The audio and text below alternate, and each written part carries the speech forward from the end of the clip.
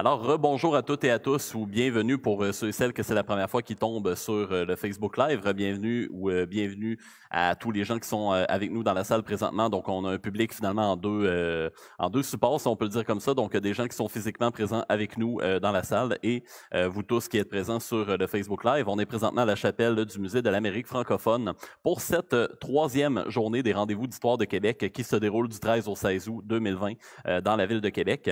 Mon nom est François Lafont, animateur et diffuseur officiel pour l'événement durant toute la totalité donc de l'événement du 13 au 16 août. Je suis historien moi-même, également je suis historien gamer sur la plateforme twitch.tv sous le pseudonyme Hellfrank et j'ai le plaisir d'introduire finalement nos invités pour chacune des activités, d'en interviewer parfois. Et aujourd'hui, j'ai le plaisir de vous présenter Monsieur Alain Lavigne qui va nous présenter une conférence intitulée « La pub de Duplessis enfin décodée ». Alain Lavigne est professeur titulaire au département d'information et de communication de l'Université Laval. Il est l'auteur de Duplessis, pièce manquante d'une légende, l'invention du marketing politique, de Lesage, le chef télégénique, le marketing politique de l'équipe du Tonnerre et de Bourassa et Lévesque, marketing de raison contre marketing de passion. Juste avant de commencer, nous tenons à remercier au nom de toute l'équipe des Rendez-vous d'Histoire de Québec la collaboration de MaTV Québec pour l'audio et la vidéo, donc pour nous aider finalement dans la captation de ce direct. Et également l'équipe du Musée de la Civilisation pour eux aussi nous aider sur la technique, surtout au niveau de l'audio, et pour nous permettre donc de présenter ces conférences aujourd'hui dans la chapelle du Musée de l'Amérique francophone. Alors, sans plus attendre, je cède la parole à notre conférencier pour ce live, M. Alain Lavigne. Merci. Bonjour. Ça fait du bien de voir un public en salle et de savoir qu'il y a du public aussi en ligne. Ça fait longtemps que j'ai pas vu à l'université des gens face à face, donc je pense et être dans une chapelle, c'est aussi toujours particulier. Aujourd'hui, je vais vous parler de Duplessis. Je pense que c'est un personnage assez mythique, important dans notre histoire, mais on va le voir sous l'angle de sa mise en marché, la communication, comment on le présentait lors des élections. Et ma présentation décodée, là, ça fait un peu secret. Là, on va essayer de trouver, on va regarder ensemble beaucoup de publicités électorales, de voir l'évolution et la modernisation de ces publicités-là entre 1936 et 1956, qui est la dernière année où Duplessis se présente et va gagner l'élection de 1956. Donc, c'est une suite, en fait, c'est un projet. Le livre est paru en 2012, donc je suis vraiment dans une optique plus pointue, si on veut, d'aller voir au-delà de la mise en marché, parce que la grande surprise de ce parti-là dans mon livre, c'est de montrer l'invention du marketing politique, là, comment ce parti-là a modernisé la façon de communiquer, d'utiliser la publicité de masse, de faire des films de propagande, vraiment d'inonder, je dirais, le Québec de beaucoup d'outils de communication, mais avec un modernisme assez surprenant, parce qu'on pourrait penser qu'un parti un peu conservateur, disons, soit aussi moderne dans sa mise en marché. C'était la grande surprise et mon livre aborde un peu cet aspect-là. Ce que je veux faire aujourd'hui, c'est justement d'aller un peu plus à fond dans l'analyse des publicités, les visuels qu'on va voir dans les publicités, pour démontrer que finalement, il y a comme l'ancien et le nouveau. Pour moi, la modernisation, l'élection qui est celle où on a vraiment... et les partis politiques actuels là, sont dans ce mode de communication, de penser qu'on va atteindre des publics, les segmenter, présenter l'image de notre chef, avoir des couleurs, avoir des slogans. On est dans la même dynamique aujourd'hui, mais en 48, avec Duplessis, c'est vraiment là que on a la phase moderne, et en 56, c'est la dernière élection de Duplessis, comme je vous disais. Je fais pas toutes les élections de l'époque de Duplessis, là. Il y a des élections manquantes. Il y aurait comme 1936, 1944. On manque 39 parce que Duplessis a perdu en 39. Je reviens avec la victoire, les publicités autour de la victoire, mais on est encore dans des formes plus traditionnelles, je dirais plus amateurs de publicité, et on a surtout pas autant de volume, on a surtout pas, je dirais, on est un petit peu à la radio, mais on a beaucoup moins d'argent. De toute façon, en 44, là, on est en contexte de guerre, on peut penser que même les partis libéraux n'avaient pas beaucoup d'argent non plus, donc moins d'argent, c'est beaucoup plus amateur, mais on commence à utiliser la publicité. Je vais vous montrer des exemples de 1936, 1944 et 48-56. Vraiment, là, vous allez être un peu surpris, je dirais, de la facture professionnelle. C'est sûr que les messages nous font sourire, là, parce que c'est pas du tout le même contexte. Mais moi, ce que je regarde, c'est les forces communicationnelles de ce qu'on utilise, est-ce que c'est efficace et pour dégager, je vais vous présenter dans un premier temps, dans quelques minutes, là, qui sont les stratèges. Finalement, c'est les hommes de l'ombre de Duplessis. Les hommes, là, il y avait juste des hommes à l'époque autour de Duplessis, sauf Auréa Cloutier qui était sa secrétaire. Mais disons que je vais vous présenter qui sont les personnages autour qui pensent à la mise en marché de Duplessis et qui vont travailler sur le long terme, là, aussi pendant plusieurs élections. C'est aussi la stabilité de cette machine électorale-là, puis des gens qui sont derrière, et dégager des codes et des procédés. Là, je vais vous donner des exemples tout à l'heure. Ça a l'air un peu secret parce que en fait, il y a une façon de faire, de penser la publicité. On va se placer un peu dans l'optique du concepteur publicitaire qui a à produire les publicités et à partir des éléments de programme et comment au plan artistique, parce que c'est un travail de création, comment il peut transposer ça et les procédés qui vont évoluer beaucoup. Là, vous allez voir des transformations dans la façon de faire la publicité. Là, on n'est pas uniquement dans la publicité d'un journal, on est aussi dans la publicité par l'objet, on est dans la publicité aussi avec beaucoup de symboles et beaucoup de couleurs. Vous allez voir apparaître beaucoup les couleurs. Donc, je vous présente les trois principaux responsables là, derrière. Celui-là est un peu plus connu, Jodé Bégin, qui est l'organisateur en chef là, du parti à partir de 1939-40. Et il va devenir d'ailleurs ministre de la colonisation de Duplessis de 44 à 1960. Et c'est vraiment lui qui va transformer l'organisation, la façon de faire. Moi, je dirais que c'est l'entrepreneur. Il vient du monde des affaires. D'ailleurs, il a des concessions automobiles. Il a, lui, dans sa pratique professionnelle, intégré que pour vendre des voitures, il y a une façon de cibler le marché, prendre de la publicité de masse, positionner, gagner des parts de marché. Vous voyez la logique. Bégin, il comprend ça. Si ça marche dans le domaine des affaires, moi, je vais le transposer à l'Union nationale et à Duplessis.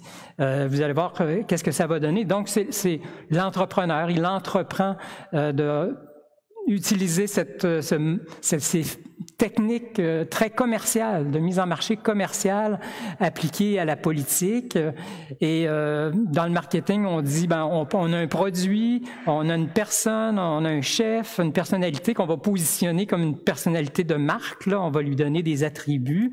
Et en vue de positionner un programme entre guillemets, parce que le programme de l'Union nationale, c'est des énoncés, c'est pas un programme imprimé comme on commence à voir avec peut-être les années 60, 70, mais il y a un programme, il y a des grands thèmes qui reviennent, et aussi, surtout un chef, une personnalité, Duplessis, qu'on va vraiment rendre omniprésent dans la publicité et aussi par les brochures, par d'autres moyens. Mais axons notre travail sur, vous voyez M. Bégin ici avec la pipe. On est à une autre époque, là, on va se faire photographier avec cigarettes et pipe. Là. On va tomber au deuxième personnage, le directeur de la propagande, qui est Paul Bouchard. Paul Bouchard, c'est un avocat de formation qui a fondé le journal La Nation au milieu des années 30, un journal très indépendantiste d'ailleurs, et qui critiquait un peu Duplessis d'ailleurs au départ, mais un peu plus tard, Paul Bouchard,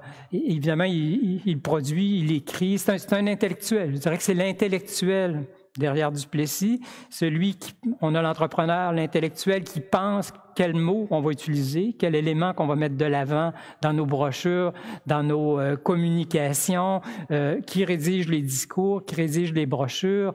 Donc, il collabore au journal Le Temps, ce qui est important aussi parce qu'en 36, l'Union nationale, ils gagnent leur première élection. C'est rare qu'un parti nouveau arrive et qui va gagner à la première élection.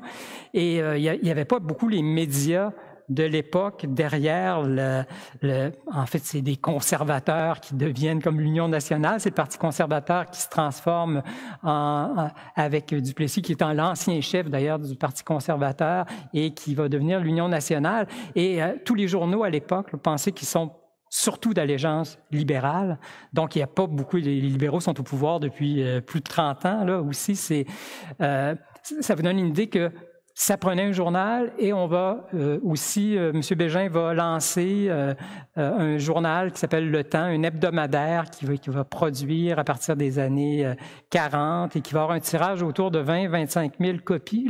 C'est quand même, pour établir une base politique, c'est quand même important. Et M. Bouchard va y participer, là, en plus de la coordination de la com et aussi de se concerter. Lui, c'est la com, on dirait que c'est le directeur des relations publiques là aujourd'hui.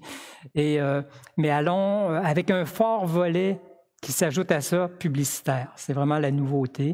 Et le concepteur publicitaire, donc je le découvre... Dans mon livre, j'en parlais à peu près pas parce que je n'avais pas identifié ce personnage-là qui est pas très connu là, en tout cas dans la littérature, mais j'ai eu la chance d'être mis en contact avec sa fille qui m'a donné plein d'informations. Merci Madame Monique pour avoir répondu à toutes les questions que je peux vous poser sur votre père, mais qui est vraiment la personne qui va dessiner, produire les publicités entre 1944 et 1960, parce que c'est Antonio Barrette, 56, mais il est là en 1960 aussi. Donc, d'avoir la même personne qui produit la publicité, c'est quand même de la stabilité également dans un parti politique. Son nom, c'est M. Jean Dionne. merci de me ramener à l'ordre. Donc, M. Dionne qui vient du monde de la publicité, qui était chef de la publicité au journal, à l'événement journal dans la fin des années 30, début des années 40. Et bon, c'est lui qui va prendre le relais là, à partir de 1944, mais il n'est pas si présent en 44 là, parce qu'il n'y a pas beaucoup d'argent. Puis on va le voir surtout à partir de 48. Puis on va essayer de comprendre son travail, parce que son travail, essentiellement, là, quand je vous dis c'est l'optique de la publicité qui m'intéresse, lui, son défi, c'est de dire il faut que j'ai des standards publicitaire pour que le message que je livre en publicité pleine page, parce que ça va devenir beaucoup plus des pleines pages, que ça fasse réagir les gens. Ah ouais, on a vu la publicité dans le journal à matin. Qu'on attribue clairement la publicité. Si j'attribue que c'est pas que c'est l'Union nationale, puis on pense une publicité des libéraux, ça marche pas. Je suis pas un bon publicitaire. Et la valeur de compréhension, il faut que les éléments d'information que je place dans le contenu publicitaire soit facile à comprendre. Donc, on voit qu'on va passer des grands textes à des textes beaucoup plus concis, plus efficaces. Et pour en arriver à avoir une valeur de persuasion, l'objectif, c'est de convaincre vraiment les électeurs qu'on est le bon parti, puis qu'on a les bons engagements, etc. Donc, c'est beaucoup le travail de M. Dionne qu'on va analyser aujourd'hui. Les éléments récurrents du programme de l'Union nationale, c'est pas trop... Disons qu'il y a des variantes selon les élections parce qu'il y a des enjeux qui vont varier, mais des éléments récurrents, l'autonomie provinciale. Ramenons notre butin au Québec. C'est la lutte par rapport à Ottawa. Donc, les promesses de réalisation, quand Duplessis est au pouvoir... c'est les réalisations de Duplessis qu'on va mettre de l'avant. Les promesses, quand on n'est pas au pouvoir, on va faire des promesses pour gagner le pouvoir. Et la mise en valeur du chef bienveillant, on va bien le voir dans le slogan de 1948, le slogan « Duplessis donne à sa province ». Et il y a un deuxième volet à ce slogan-là, c'est « Les libéraux donnent aux étrangers ». Vous allez voir que la force publicitaire, souvent, c'est de dire « ça, c'est notre slogan long ». Dans une assemblée, m'a donné les deux versions du slogan parce que j'ai un public qui est captif et on va le déployer au complet dans la publicité. Oups! Ça va être Duplessis donne. On mettra pas. On va peut-être sortir les libéraux donnent aux étrangers pour des publicités spécifiques, parfois qui vont faire notre affaire. La lutte au communisme. J'aurai un exemple tout à l'heure de publicité là, sur cette thématique-là. Et le contrôle de l'immigration.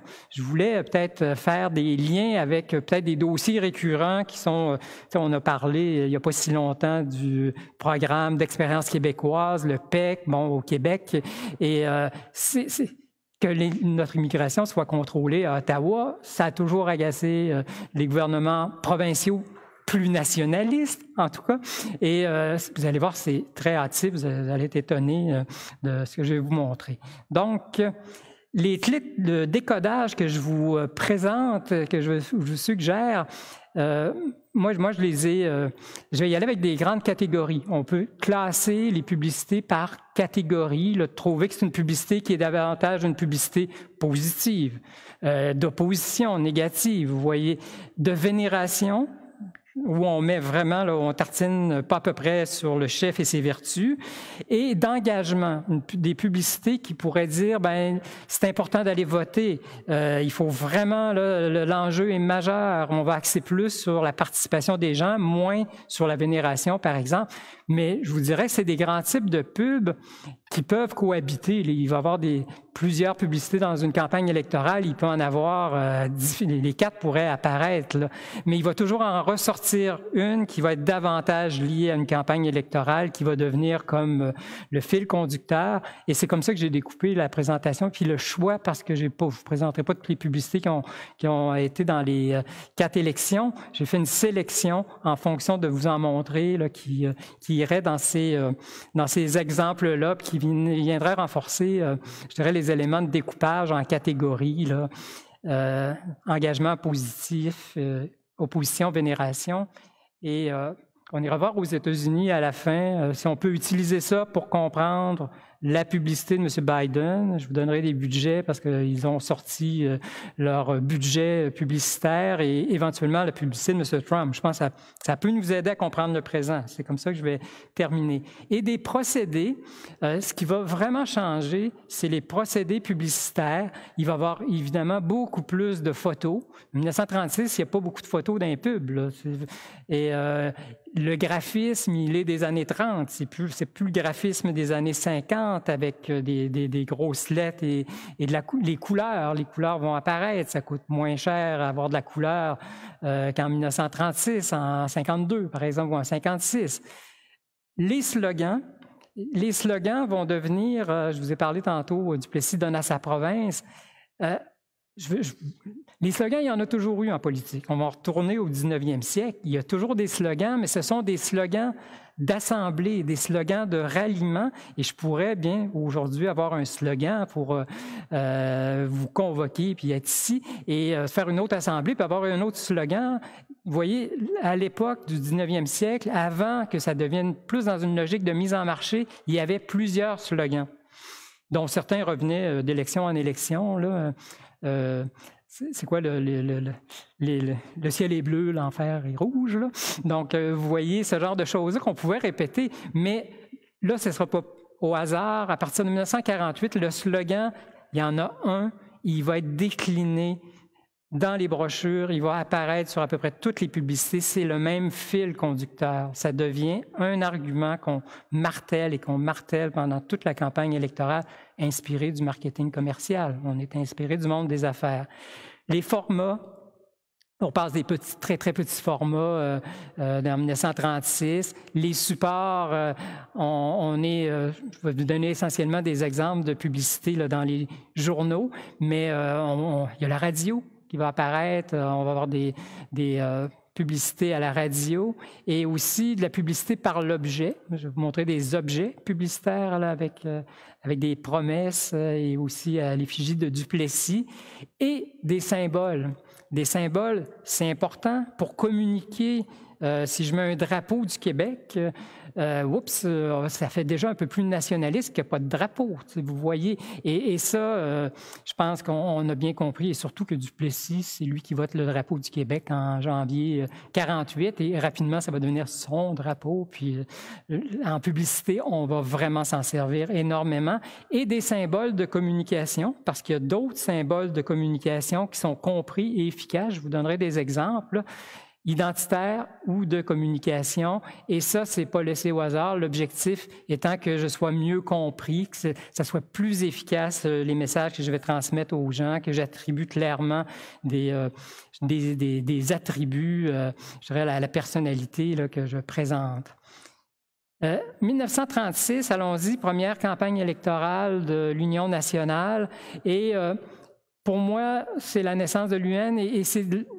Dans la pub, là, il n'y en a pas tellement, j'en ai sélectionné 2 ou 3 là, pour vous montrer. Ben, c'est l'engagement. C'est la première fois que le parti est là. C'est pas anormal que ma publicité soit « Engagez-vous, votez pour nous, venez voir notre programme », etc. Donc, on interpelle, je dirais, l'électeur à rejoindre le parti, les semblables, et ici, auprès d'un libérateur, parce que c'est comme ça qu'on va présenter Duplessis en 1936, je veux libérez-nous des libéraux, là, ben, c'est le libérateur qu'on présente en 1936 en vue de rassembler des gens et du vote. Et sous le drapeau, on fait mention qu'on a un drapeau, l'Union nationale, c'est le bleu, blanc, rouge, pour se distinguer du bleu, qui étaient les conservateurs, du rouge, les libéraux. Là, on met les 3 couleurs. Vous allez voir, ces couleurs-là, ça ne tient pas tant que ça tout le temps, là, mais il y a une volonté au niveau des couleurs d'identifier le parti, de le démarquer. Et ici, on a d'ailleurs le drapeau, sous un drapeau, mais je ne l'ai jamais vu, le drapeau de l'Union nationale, en passant. Mais ici, dans le macaron, on pourrait voir que c'est sur un mât, que ça pourrait ressembler à un drapeau. Peut-être il y en a eu un, je ne sais pas. Si jamais il y en a qui ont vu le drapeau de l'Union nationale, me le dire, ça m'intéresse beaucoup. Mais vous voyez, un travail déjà d'identité, de couleur et de présentation là, de Maurice Duplessis dans un macaron ruban de soie. Là, Maurice Duplessis, Union nationale, le nom du chef, le nom du parti. Assez efficace, mais on est en 36 et c'est de la pub d'engagement. Ce qu'on va retrouver, publicité très chargée, rarement de la pleine page. En 1936, on est dans des petits formats. Le chef de l'Union nationale continue sa tournée parce qu'il avait fait une grande tournée avant les élections pour parler au peuple, se présenter comme le libérateur. Donc, engagez-vous, votez pour moi et votez pour mes candidats vaillants, défenseurs du peuple, groupés sous la bannière de l'Union nationale. On est tout à fait dans un format de pub d'engagement. Là. Oui, on dit Duplessis, mais c'est pas... C'est le porteur de projet, ça, on interpelle beaucoup les gens. Un exemple, je vais passer rapidement parce qu'on en a quelques. Une deuxième, et celle-là est un peu particulière, parce que là, on voit des images. Première, il n'y avait pas d'image, donc l'imagerie, ça coûtait quand même peut-être un peu plus cher à l'époque. Disons que tous les partis n'avaient pas peut-être les moyens de se payer des espaces publicitaires avec de la photo. Mais là, dans l'illustration nouvelle, une publicité quand même où on montre des candidats, 2 qu'on connaît un peu plus, là, Maurice Duplessis, chef de l'Union nationale, Antonio Barrette, qui va prendre la relève de Duplessis après son décès en 59. Les 2 autres, on les connaît un peu moins, le candidat de Berthier, le candidat de Drummond. Mais ce qui est un peu particulier ici, on est dans l'engagement. Engagez-vous, allez voter pour l'Union nationale à la victoire. Donc, c'est un appel à la population. Soyez derrière les candidats, venez voter. On est encore dans du plus petit format, on n'est pas pleine page. Et ce qui est vraiment particulier, c'est qu'on a des commerçants qui prennent des espaces pour payer, s'identifier à même les candidats. Pensez pas voir ça aujourd'hui, c'est totalement illégal.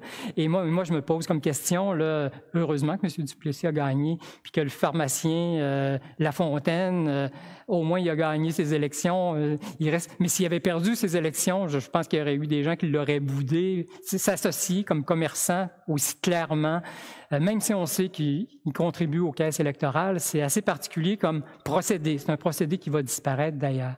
Donc, en 36, vous voyez un peu le style et vraiment, c'est engagement. Et j'aurais pu mettre d'autres exemples, mais on est dans, pour moi, une partie un peu plus artisanale de la publicité. Là, on n'est pas dans la modernité.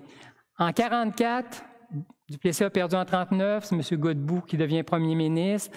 Et il y a l'enjeu de la conscription là, en 39, puis bon, finalement, on ne respecte pas la conscription. Et en 44, là, on s'en souvient, et ça devient un élément très important de la plateforme électorale de l'Union nationale, de dire, bon, M. Godbout, vous n'avez pas respecté vos engagements, etc. Là, on est dans une pub d'opposition. On va vraiment, vraiment frapper fort sur la personne du premier ministre, M. Godbout, et c'est de la publicité dans le journal Le Temps. Donc, elle n'est pas dans les grands journaux, elle est dans le journal du parti on sait qu'on s'adresse à des gens convaincus. Donc, je veux les pomper pour qu'ils soient encore plus convaincus, qu'ils mobilisent du monde et non d'aller dans le soleil ou dans la presse où j'aurais plus un grand public, puis il faudrait que je sois un peu plus subtil. Elle est vraiment très... c'est de la publicité assez vraiment... c'est des attaques personnelles, là. Qu'on traite le premier ministre de fameux cheval à vendre, c'est très satirique. On s'inspire beaucoup, c'est des caricatures à l'époque. Hein.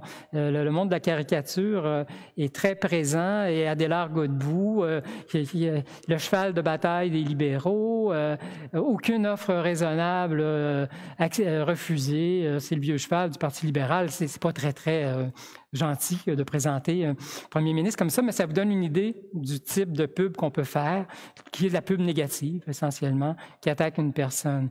On a d'autres pubs, on le présente, M. Godbout, comme le magicien qui fait apparaître quoi? Des taxes. Vous voyez, il y a quand même des procédés publicitaires, mais c'est excessivement chargé en texte, et c'est pas très efficace, mais comme je vous dis, on s'adresse davantage à des partisans. Puis là, on est pleine page et c'est gratuit, c'est notre journal. On ne paye pas l'espace d'une certaine façon, on paye le papier.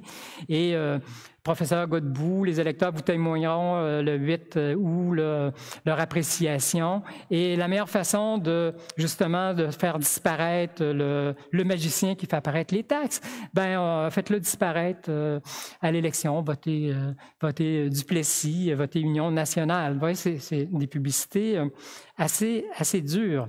Et une carrément raciste, je vous ai dit que je parlerais du dossier de l'immigration. C'est sûr que ça les titille pas mal, l'Union nationale, de voir que c'est Ottawa qui contrôle l'accès des immigrants. Et cette pub-là, elle fait parler un juif qui dit, sous la forme d'une lettre à M. Godbout, où on dit « Merci, M. Godbout, en mon nom et au nom de 99 autres immigrés, de nous avoir acceptés dans cette terre. » Et bon, vous voyez, on est dans la satire un peu, et c'est carrément raciste, là. Je pense qu'on s'entend que ça passerait vraiment pas aujourd'hui.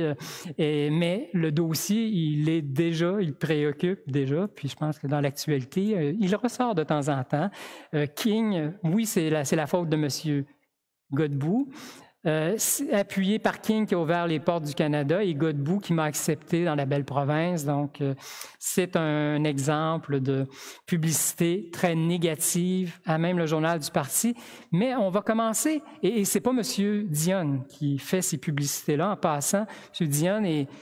ce que j'en comprends, est plus assigné à faire des pubs dans les autres journaux, les grands journaux populaires et non le journal du parti, ou dans les hebdos.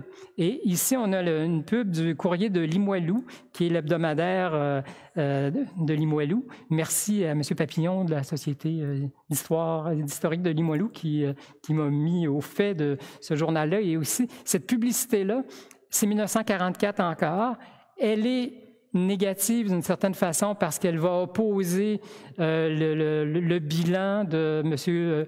Godbout, la conscription, le rationnement, les taxes, etc., à un candidat qui gagnera pas, le Hould, il gagnera pas dans Limoilou, mais on va l'associer à M. Duplessis avec l'autonomie provinciale, protection de la famille, abolition des taudis. Des fois, ça nous fait sourire, mais on a une facture de publicité qui ressemble plus à de la publicité moderne.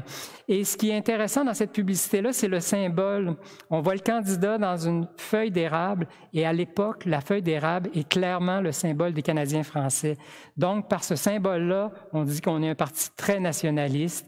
Et on a, le dernier élément, c'est assez, je suis resté surpris, là, le Québec aux Québécois.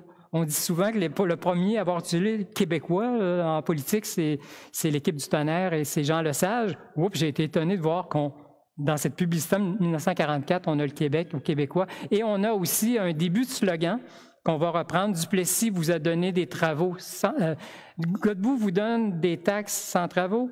Duplessis vous a donné des travaux sans taxes, faisant référence à son premier mandat. Donc, on a comme une première publicité qui montre qu'on s'en va vers quelque chose de plus moderne, des gros titres et des éléments comparatifs et l'électeur qui va aller voter dans la bonne case. 1948, pour moi, comme je vous dis, là, on est vraiment, l'Union nationale est au pouvoir, c'est son deuxième mandat. Il faut voir aussi que les partis politiques, à l'époque, s'ils sont au pouvoir, bien, ils ont plus d'argent dans leur caisse électorale et ils prennent plus de pubs, ils sont plus présents et c'est vraiment ce qui va se passer avec l'élection de 1948, et là, c'est clairement à partir de maintenant, des publicités produites par M. Dionne et vous voyez un procédé qui est un symbole de communication, le thermomètre. Tout le monde comprend la symbolique d'un thermomètre qui peut monter. Au Québec, il descend pas mal l'hiver, mais en général, il fait monter. Mais dans la publicité, on avait ce thermomètre-là dans tous les grands médias et on mettait les promesses et on faisait évoluer selon les semaines jusqu'au thermomètre de la victoire où on avait tous les engagements qui nous mènent jusqu'à la victoire. Quand même, une formule pas inintéressante qui sort de l'ordinaire et des promesses réalisées ou à venir, des symboles ici, prétexte aussi à mobiliser les gens, puis des grands rassemblements. C'est de la pub positive parce que l'élection de 48 va être beaucoup plus positive là, de la part. Ils ont un bilan à présenter, ils présentent leur bilan, ils présentent de manière originale. Un autre symbole ici qu'on va utiliser, c'est la boussole. Si mon chef, on le présente dans une boussole, on comprend le sens d'une boussole. Le nord, il sait très bien où est le nord, le sud, l'est et l'ouest. Et on a des éléments de programme ici. C'est encore un peu chargé. Et ça, c'est une revue municipale des employés de la Ville de Montréal. C'est le verso de leur publication municipale. Mais voyez le slogan « Duplessis donne à sa province ». Ici, on l'avait dans le thermomètre en bas aussi. On le voyait en tout petit, « Duplessis donne à sa province ». Et avec le symbole « Oriente sa province vers des progrès ». Et le bleu. Vous voyez le bleu, blanc, rouge du départ, oups, on glisse un peu comme dans le bleu, là. On glisse un peu conservateur. Bref, c'est pas tout à fait toujours réussi. Ce qu'on va faire aussi, on va dire, bon, M. Duplessis, des candidats seront à la radio, syntoniser l'Union nationale à la radio, donc la publicité qui annonce d'écouter la radio. Ça aussi, là, c'est en mettant le visage de Duplessis et l'Union nationale. Je pense que c'est efficace. Et, vous voyez, le design s'améliore. On a des plus gros caractères, c'est plus lisible et ça ressemble à des publicités qui pourraient être, avec quelques variantes près, des publicités assez modernes. Et une grande nouveauté, et ça, on voit beaucoup ça dans le monde commercial. On va à un endroit, on achète quelque chose, ils nous donnent un objet en retour avec le logo de l'entreprise, et on va le faire en politique. Si c'est bon dans le domaine du commerce, pourquoi on ne le ferait pas en politique, entre autres avec des cartons d'allumettes? Et des cartons d'allumettes, et là, j'ai un petit peu plus d'espace. Mes cartons d'allumettes, c'est Duplessis donne à sa province. Et de l'autre côté, là, c'est à l'envers. Non, les libéraux donnent aux étrangers. Là, j'ai les deux éléments de mon slogan. Et j'ai plusieurs versions parce que là, je vais y aller. Il y a beaucoup la segmentation du marché. Ça, c'est la logique commerciale en disant, je ne parlerai pas aux gens des campagnes comme je parle aux gens des villes. Je ne parlerai pas aux anglophones par la publicité, comme je parle aux Québécois de Québec. Donc, là, on avait un slogan pour la classe ouvrière, un autre pour justement la région métropolitaine de Montréal. Et à l'intérieur, là, on avait des engagements donnés temps. Il y a beaucoup d'informations dans ces cartons d'allumettes-là. Avouons que ce serait politiquement totalement incorrect de faire ça, des cartons d'allumettes maintenant. On a l'objet de l'époque, sauf que le PQ, en passant, 70, 73, 76, le PQ en avait pas mal de cartons d'allumettes. Ça fumait encore pas mal dans ces années-là.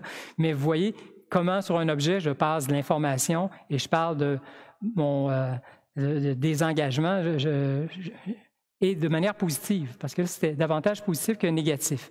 Duplessis donne à sa province, c'est un cahier spécial. Donc, là, dans des formats, on ira dans des cahiers spéciaux, plusieurs pages, encadrés dans c'est la patrie, si je me souviens bien, distribué, ou celui-là peut être distribué directement dans les boîtes aux lettres, puisqu'il y a le logo de la poste, il était peut-être posté directement.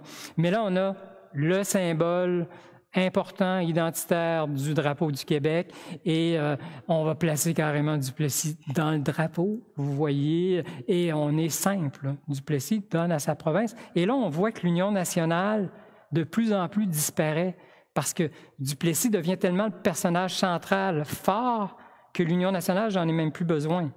C'est la marque, ça sera la marque Duplessis qu'on va marteler beaucoup dans les campagnes. Et vous voyez, le jour du vote, la veille du vote, là, dans tous les grands quotidiens du Québec, on a une pleine page de publicité. On a la photo officielle de M. Duplessis avec le bulletin de vote. Duplessis donne à sa province, on met un X, et en bas, les libéraux donnent aux étrangers. Mettez surtout pas votre X. Là, vous voyez, on est conséquent, on est cohérent dans la communication. Et c'est les immigrants. Ça continue, cette histoire-là. Et là, on est en 48, donc on est une élection plus tard que celle de 44. Et là, on est dans les médias grand public, donc la presse et d'autres, La Patrie, etc., Le Soleil, probablement. Ici, c'est le bien public. Le bien public, c'est un quotidien de Trois-Rivières. Là. Je ne savais pas qu'il y avait eu ce quotidien-là. Mais vous voyez, le message ici, il est moins grossier que d'avoir carrément la publicité raciste que j'avais en 44 dans mon journal. Vos milliards vont aux étrangers. On tartine encore les étrangers. Les libéraux qui font entrer 180 000, on est passé de 100 000 à 180.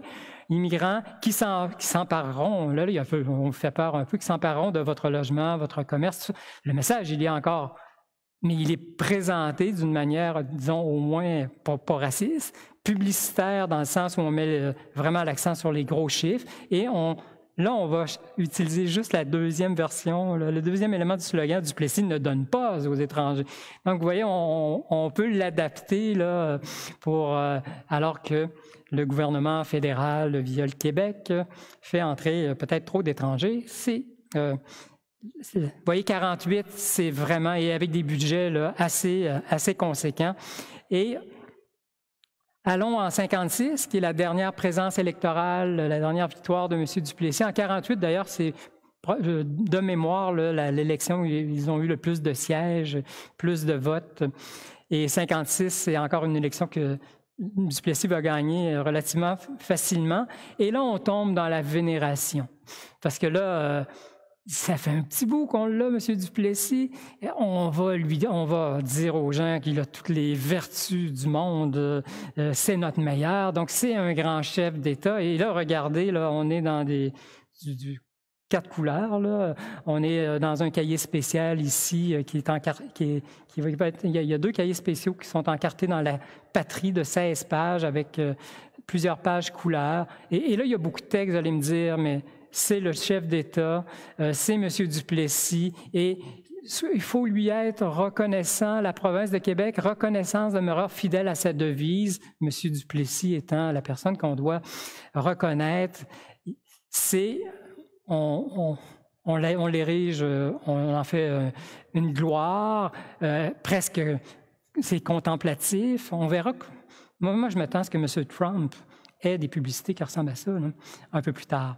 On va en parler. Mais voyez les 2 cahiers spéciaux en question, les premières pages, notre chef d'État, le drapeau, couleur, l'honorable Maurice Duplessis, et encore l'autre variante, sa photo est plus petite, mais là, on a sur fond de drapeau quelques éléments d'information.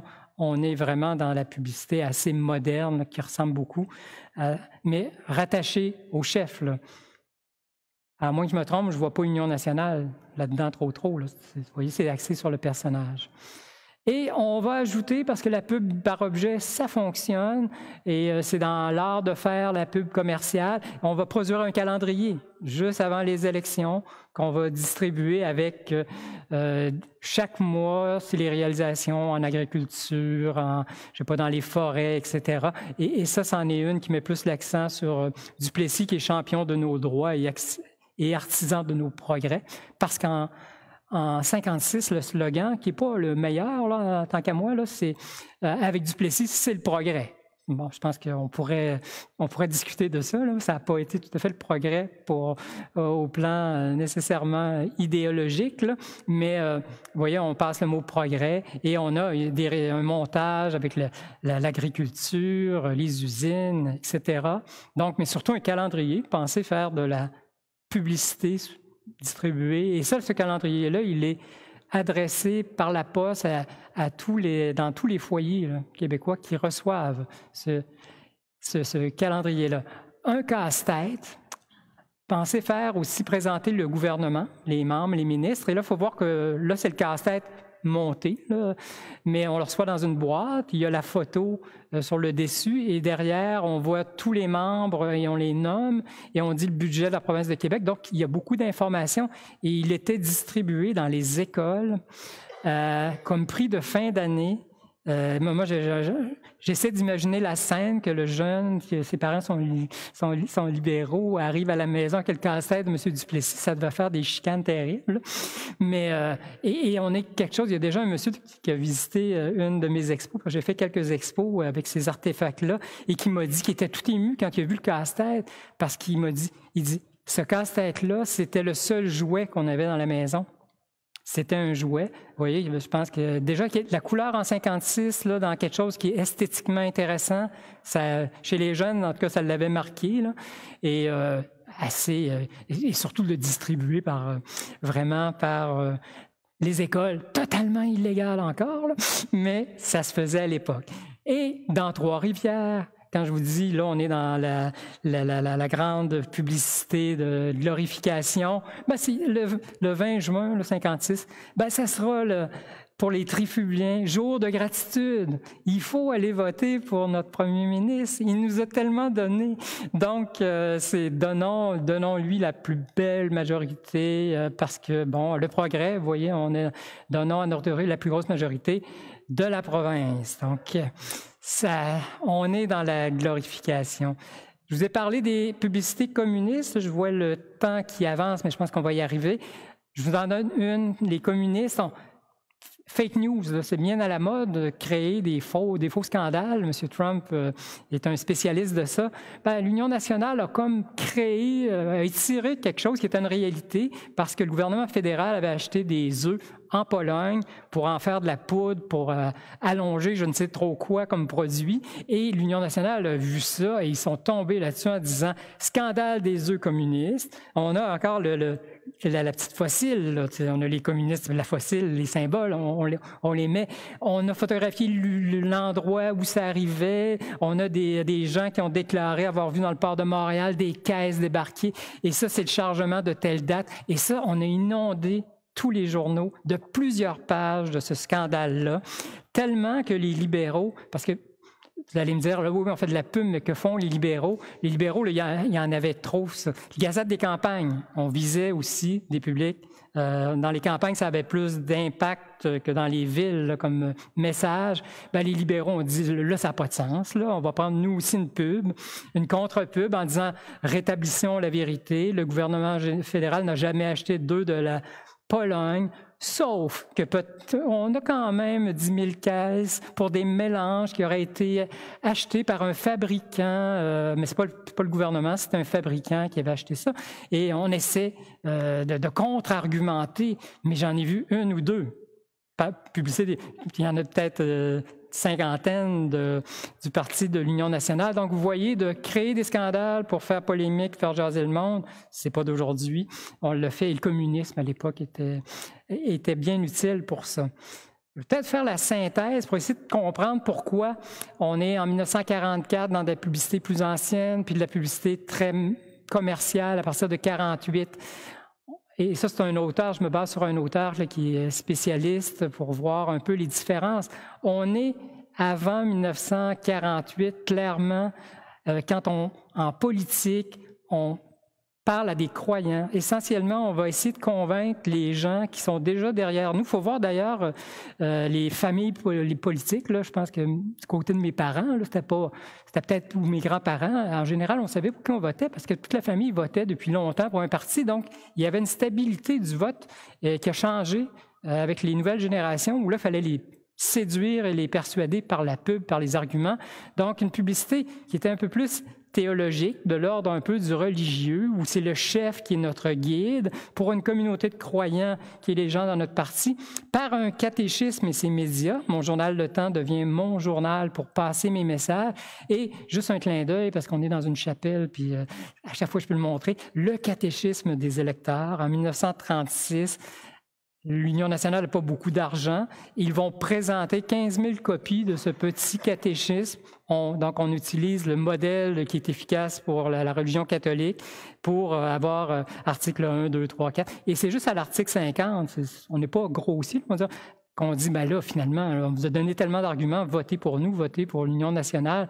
Il y avait quand même des bonnes idées, là, mais on est dans cette logique-là. On veut qu'on s'adresse davantage à des gens convaincus et on met en valeur le chef qui est notre grand guide, alors que dans un modèle plus marketing, on est, je pense que je vous l'ai montré, là, on est dans une logique commerciale, j'ai des parts de marché à gagner, j'ai 3 comtés à gagner dans, je sais pas, dans la région de l'Estrie, par exemple, où il y a beaucoup d'ouvriers, etc. J'aurai des messages adaptés.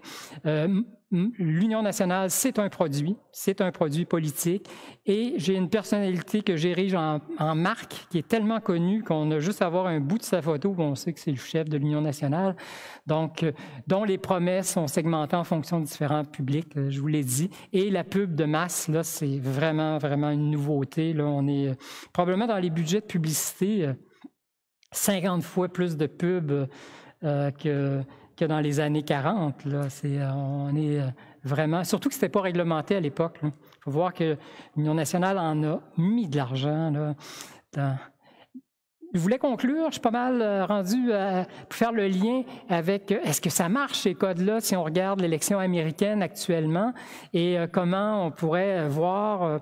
et ça tombe bien, M. Biden, les stratèges de M. Biden ont dévoilé une partie de leur campagne publicitaire pour il y a une dizaine de jours pour l'automne, et on dit du côté de M. Biden qu'on aura 280 millions à investir en publicité, dont 60 millions TV et médias sociaux. Moi, je m'attendais à ce qu'il y ait plus d'argent dans les médias sociaux, et la télé, pas beaucoup de télé du temps de l'Union nationale, il y en aura un petit peu, mais pas beaucoup. Donc, vous voyez, budget conséquent, le plus grand budget jamais dépensé par un parti politique, c'est de même à chaque élection, là. Et M. Biden nous donne les thèmes Biden dirigeant empathique. Manifestement, il vise à faire une publicité positive, davantage positive, et aussi une publicité d'opposition en disant une offensive, en disant que M. Trump n'a pas été à la hauteur pour la gestion de la COVID et aussi pour l'économie. Donc, il y aura les 2 volets que M. Biden va jouer selon les informations que j'ai, là, ces 2 axes-là qui vont être assez bien. Mais moi, j'aurais le goût d'y dire, puis peut-être j'espère que ces stratèges y ont pensé, là, et que ça va peut-être pas se faire par la pub, ça va peut-être se faire par des relations publiques, par des lettres, par des publicités directes. Mais M. Biden, de mon point de vue, aurait beaucoup avantage à faire de la pub d'engagement. Parce qu'on est dans un contexte où c'est assez polarisé aux États-Unis.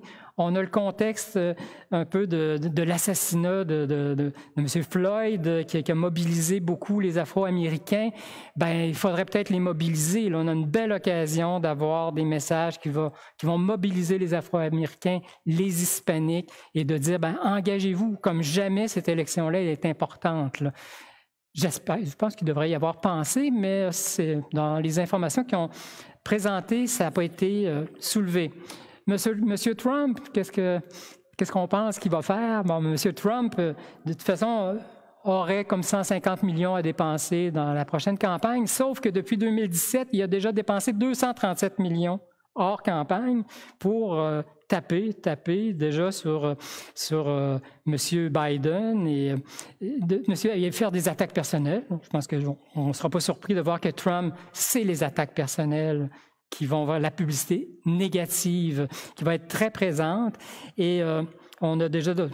Trump a déjà appelé, trouvé un sobriquet à M. Biden, Sleepy Joe, là, toujours un peu endormi, pas très efficace, etc. et sous l'emprise d'activistes radicaux d'extrême gauche. M. Biden, c'est les mots qu'on va retrouver. Ça ressemble à du communisme, d'une certaine façon, par d'autres mots. Donc, publicité excessivement négative qu'on va avoir du côté de M. Biden, des fake news. Attendez-vous que des fake news, on en crée, là, des faux scandales, puis qu'on attribue des scandales. D'ailleurs, il y a déjà quelques publicités qui ont été retirées de Facebook parce qu'il y avait des messages qui n'étaient pas conformes à la vérité. Et je ne m'attends pas à ce qu'il y ait beaucoup de publicité positive. Je pense que... Mais peut-être que c'est vrai que la COVID n'a pas aidé M. Trump, là, parce que son bilan... le chômage et tout ça, il pouvait avoir des arguments que ça allait pas si mal avant la COVID aux États-Unis, là, mais je pense qu'il a perdu le contrôle depuis quelques mois complètement et l'économie a basculé d'une certaine façon. Et moi, je m'attends à ce qu'il y ait de la pub de vénération. Là. M.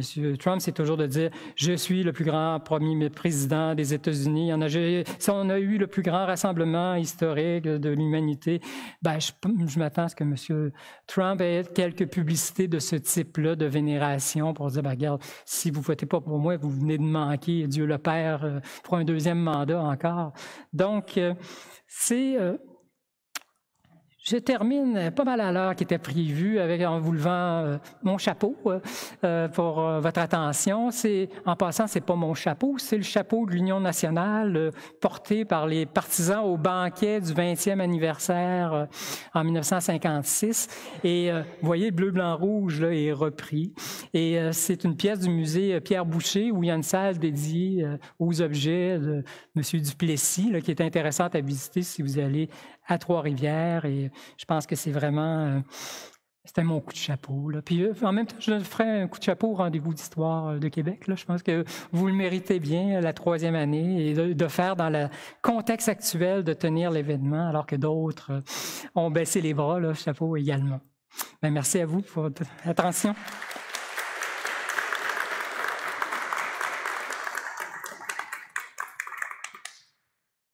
Alors, merci beaucoup, M. Lavigne, pour cette conférence vraiment très, très, très intéressante sur les dessous, en fait, de l'opération publicitaire de Duplessis. Vraiment, moi, personnellement, j'en ai appris beaucoup. Je m'étais intéressé avant à l'histoire de Duplessis, de son gouvernement, notamment dans notre formation à l'université en histoire, évidemment.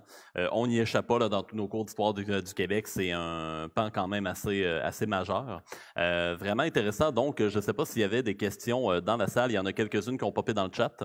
Même principe que tantôt, je vais alterner entre la salle et le chat pour être équitable envers tout le monde. Alors, je vois 2 mains levées au centre. Je vais commencer par Madame au fond. Oui, pour en revenir à Biden, oui. Il a choisi Kamala Harris. Donc, on s'attend à ce que ce soit une campagne à 2. Puis au Québec, si on se rappelle, Duplessis a toujours été tout seul. Je ne sais pas si je me trompe, là. Il n'y a jamais eu personne à côté de lui. Non. Mais Jean Lesage, c'était l'équipe du tonnerre. Hein? Et que je me demandais le lien un peu. Est-ce que dans l'Union nationale, est-ce qu'on a déjà joué le deuxième homme ou pas la deuxième femme, même si maintenant, il y a souvent les hommes politiques se prennent souvent une femme à côté. La réponse est assez facile. On n'a pas joué le deuxième homme parce que notre meilleur, c'était Duplessis. Il n'y avait pas d'intérêt à développer. Et à partir du moment où on a une personne qui accompagne, c'est sûr que cette personne-là, on lui donne un peu de chance pour prendre la relève. M. Biden, ce sera très différent. Je pense que le choix de Mme Harris est pensé en fonction d'un deuxième mandat que potentiellement, M. Biden ne ferait pas s'il est élu. Et il va bien dans ce que je vois pas dans la pub, là.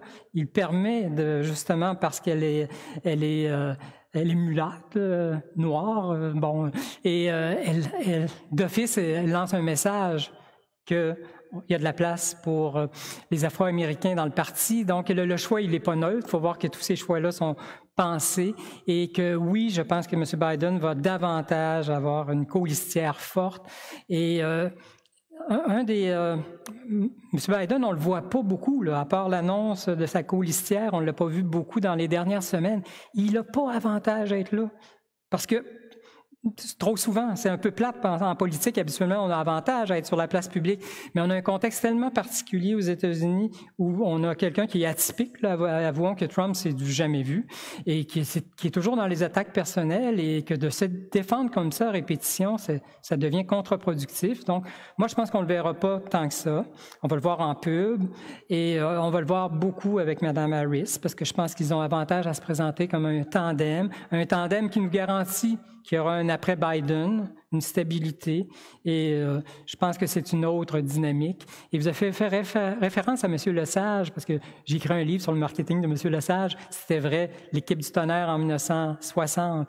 En 1962, c'était encore l'équipe du tonnerre, sauf que l'élection de 66, celle où il va perdre, c'était juste Jean Lesage. Cette élection-là, j'ai encore de la difficulté à comprendre pourquoi on n'a pas joué l'équipe. C'est vrai que l'équipe commençait à s'effriter un peu. Mais on a trop mis l'accent uniquement sur Jean Lesage, alors que là, le produit libéral de l'époque, moi je pense aussi, le produit libéral était clairement identifié, que c'était toujours l'équipe. Puis oups, on nous arrive à une élection, on nous dit sans nous le dire qu'il n'y en a plus d'équipe. Il y a juste un chef, donc c'est pas le seul élément qui explique la défaite de M. Lesage en 66, mais en termes de communication, c'est difficilement explicable pourquoi on n'a pas continué l'équipe du tonnerre, d'autant plus qu'il en restait là, je pense que M. Lapalme n'était plus là en 66. Ça s'effritait un peu. René Lévesque n'était pas facile à contrôler. Il y avait des dissensions à l'interne, il faut voir que... Mais Duplessis, c'était clair. C'était vraiment clair que c'était lui, là. On a Janie Breton qui se demande, en fait, est-ce que l'Union nationale a tenté d'utiliser un culte de la personnalité via ses publicités?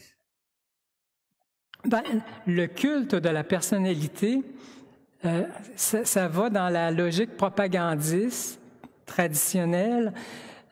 Ça peut ressembler à la même chose. C'est sûr que c'était l'image de Duplessis tartiné, mais dans une optique de positionner une marque, que ce soit lui, que ce soit juste lui, et que d'office, on lui fasse confiance ou non. Le culte de la personnalité, c'est dans les formes, je dirais, plus anciennes de mise en marché, le terme serait pas bon, là, vraiment de présentation des chefs. Et la monarchie, c'est un peu ça. Là. La monarchie, ça va être le culte des personnes parce qu'on n'est pas dans une logique de marché, on est dans une logique théologique. On croit que leur pouvoir vient de Dieu. Là, je pense que c'est fort montré à l'histoire de la monarchie, où on est dans la religion catholique. On n'est pas trop loin du culte, mais culte de la personnalité rattaché davantage à une logique de propagande classique, alors que là, c'est un peu le même objectif, mais avec des techniques de mise en marché commerciale. Mais avouons que c'est un peu la même, mais c'est deux façons différentes de penser et de positionner notre personnage. On avait une autre question à l'avant dans la salle.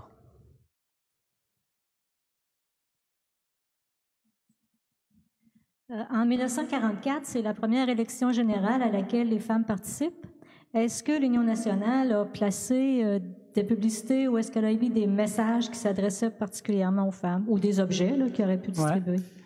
La réponse au vote est que les femmes auraient voté pour Duplessis.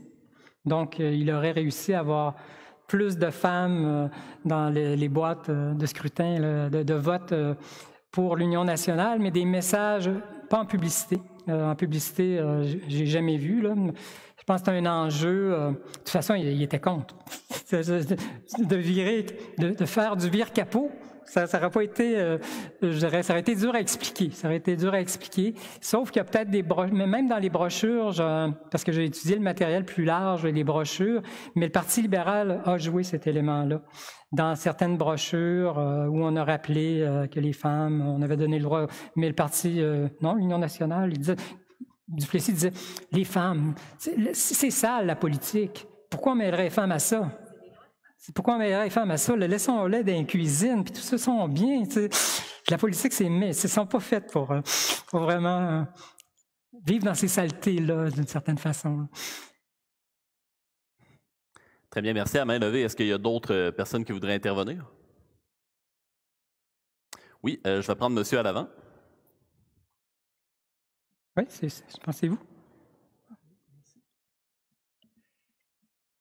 Dans les campagnes dont vous parlez, là, est-ce qu'il y avait des objets qui étaient donnés au public, là?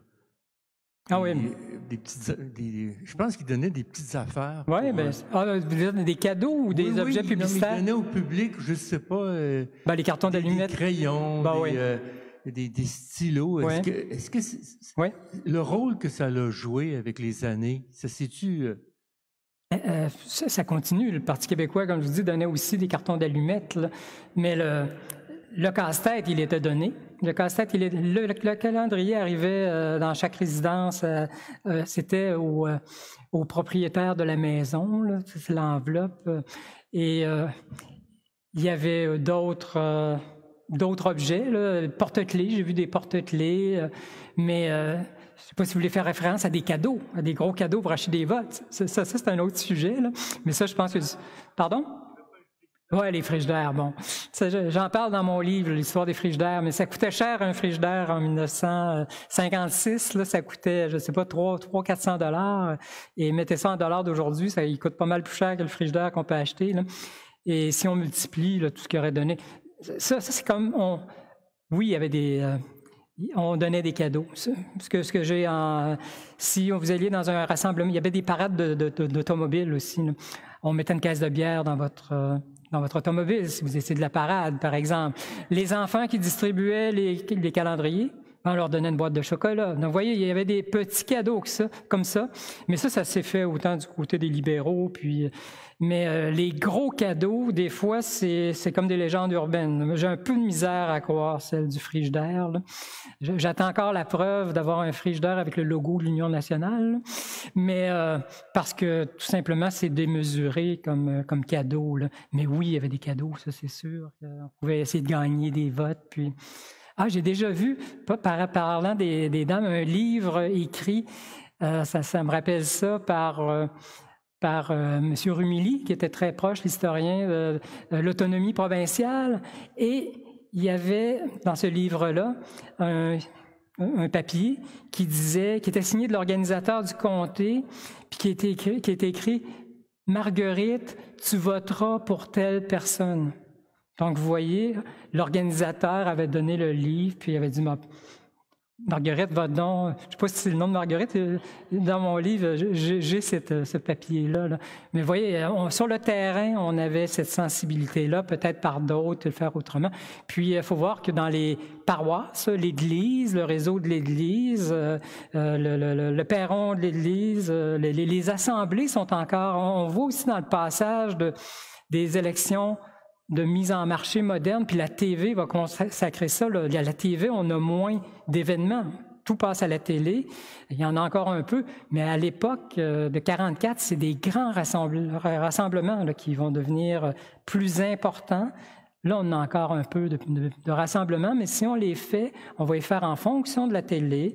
Puis on va dire aux gens, bien, vos questions, là, ils viennent pas de nulle part. Vous allez nous donner la liste de questions. Tout est arrangé avec le gars des vues. Donc, vous voyez, mais on a un passage selon les médias d'information, parce qu'en politique, on passe beaucoup des médias du bouche à oreille, des événements, des journaux partisans, et la télé qui est avec l'équipe de Jean Lesage. Jean Lesage, son équipe a été bien brillante de mettre plus de 50% du budget de pub en télévision en 60, parce qu'il savait qu'il fallait qu'il fasse connaître M. Lesage, qui était connu, oui, mais qui n'avait pas encore une grande notoriété. Pour le faire connaître encore plus rapidement, c'était la télé. Donc, on a eu des films de 30 minutes qu'on a distribués. Et maintenant, je pense qu'on a les médias sociaux. Puis moi, je vois un retour. Je pense que j'ai passé la diapo, je ne l'ai pas commenté, là, mais je vois un retour. On est vraiment dans le mode de mise en marché, marketing, mais avec les médias sociaux, où on est avec une communauté de gens qui nous ressemblent, où là, on peut avoir des publicités un peu plus, comme on avait peut-être dans le journal Le Temps, où on va être un petit peu plus incisif, plus attaque personnelle. Les médias sociaux permettent un retour d'une propagande plus directe qu'une publicité positive ou neutre, là. Donc, on commence à cohabiter avec la forme des mises en marché traditionnelles des élections, avec un retour sur le web de propos qu'on pensait peut-être pas avoir vu parce qu'on s'attend à avoir un certain niveau. Et ça, entre autres, oui, vous allez me dire, il y en a, le Parti conservateur du Canada, là, dernière élection, eux en sortent à peu près systématiquement à toutes les élections, mais ça marche comme jamais. C'est comme si au Québec et au Canada, on avait beaucoup plus de réserves aux attaques personnelles non justifiées et on a bien essayé de la part d'à peu près tous les partis pour dire, ben non, dans ce sens-là, la culture américaine s'y prête plus, mais le web, je ne contrôlerai pas ce que mes partisans vont mettre sur le web. Donc, je vais m'en permettre plus que ce qui est grand public. Là, Donc, c'est la nouvelle réalité, d'une certaine façon, de cohabiter. Hein. Et là, on est dans le modèle théologique. Sur le web, là, je crois, puis je n'entends que ce que je crois, et j'attaque le diable, et jamais trop... Tu sais, il y a Dieu et le diable. Là. C'est comme ça que cette logique-là, elle est à la base construite. Merci beaucoup, Monsieur Lavigne, pour cette conférence vraiment très, très, très intéressante. Je pense qu'on peut lui donner une belle main d'applaudissements. Merci à vous.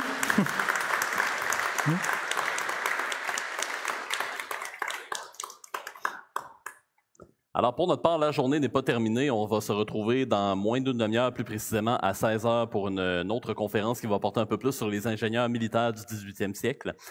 Donc, en continuité un peu de la conférence que Marie-Hélène avait fait juste avant M. Lavigne. Donc, manquez pas ça à 16h, heure du Québec.